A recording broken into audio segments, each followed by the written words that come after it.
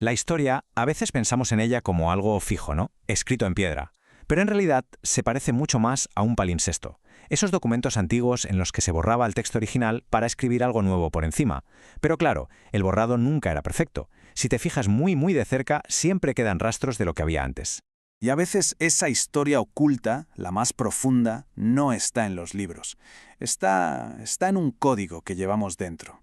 Una secuencia como esta, una serie de marcadores genéticos que cuentan una historia que nadie puede reescribir, que nadie puede sobornar. Así que partamos de una pregunta un poco provocadora. ¿Y si la historia de todo un pueblo, esa identidad nacional que se da por sentada, no fuera del todo cierta? ¿Y si fuera solo una fachada, una capa de pintura sobre una verdad muchísimo más antigua y compleja?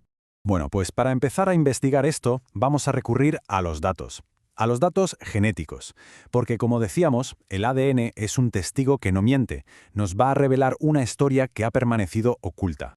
Mirad este mapa genético, es un viaje en el tiempo. Sigue el rastro de un linaje concreto, el haplogrupo R1b.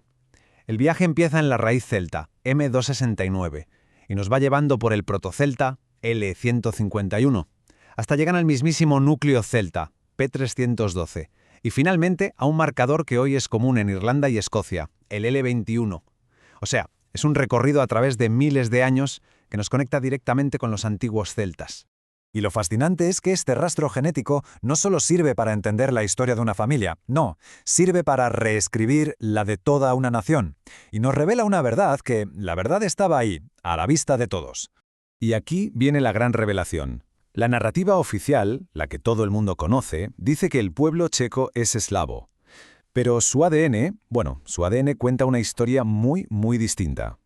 Solo un 34% de su linaje por parte de padre es eslavo. Solo un tercio, casi un 30% es celta occidental y otro 10% es germánico.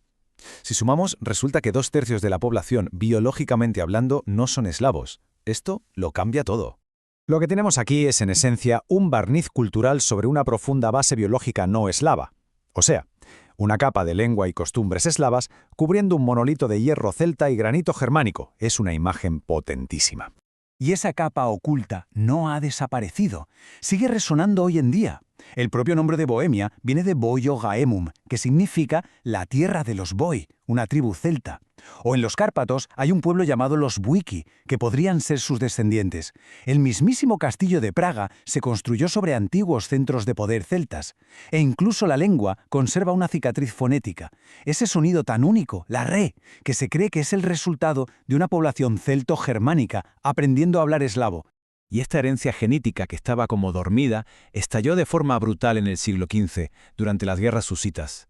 De repente esa gente, supuestamente pacíficos agricultores eslavos, demostraron un genio táctico y una ferocidad en la batalla más propia de bandas de guerreros germánicos. Fue como si ese gen de guerra reprimido se despertara y rompiera por completo el mito. Pero cuidado, este legado genético no es solo una cosa del pasado, de guerras antiguas, no. Fue una fuerza muy activa que ayudó literalmente a dar forma al mundo moderno a través de la piedra y el acero. Y es que hay un hilo conductor que no se ha roto. Empieza, por ejemplo, con los asentamientos fortificados de los Boi en el siglo IV a.C.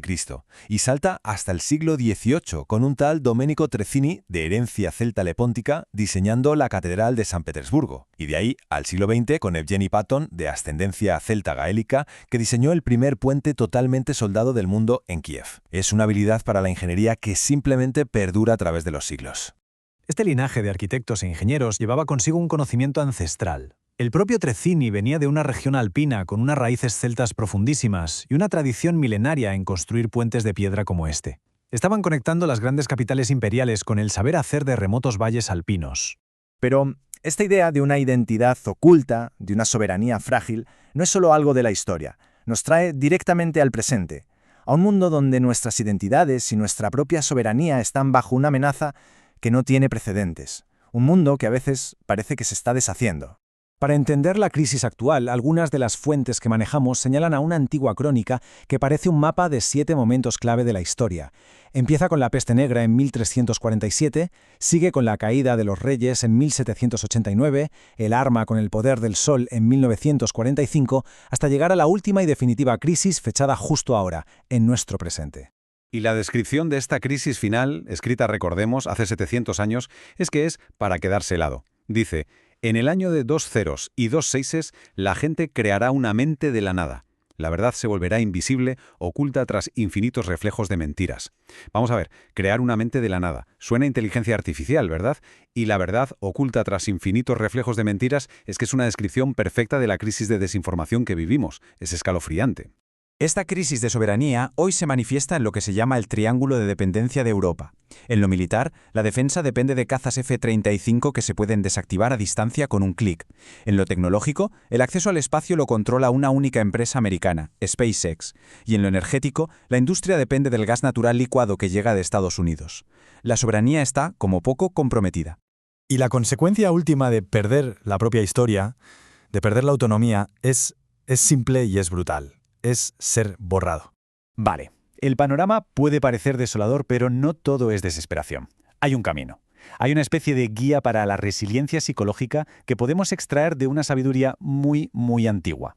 El antiguo proceso de la alquimia puede leerse como un manual de instrucciones para nuestra época. El primer paso es la nigredo, el ennegrecimiento, aceptar que tu visión del mundo se ha derrumbado. El segundo, la albedo, el blanqueamiento, dejar de lado la rabia, el enfado y simplemente observar la mentira sin juzgar.